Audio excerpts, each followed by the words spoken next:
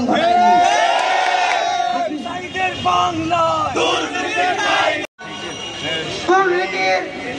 তারা সহযোগিতা করতে থাকে, তাহলে আমরা একটাই দাবি জানাবো, এই উপদেশকে অব্যাহতি দিতে হবে এবং উপদেষ্টা পরিষদ পুনর্গঠন করতে হবে।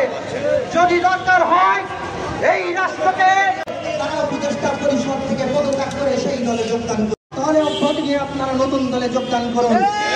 সরকারের থেকে সরকারের দিয়ে আপনারা সংস্কার করুন এবং নির্বাচনের ব্যবস্থা করুন। অন্যথায় এই দলবদ্ধ কিছু উপদেষ্টা তারা কিন্তু ডক্টর মোহাম্মদ ইউনূসের যে সুনাম, বহির্বিশ্বের যে তার সুনাম, সেই সুনাম তারা ক্ষুণ্ণ করবে এবং দেশকে আবার বিপদের মধ্যে ফেলে দিবে।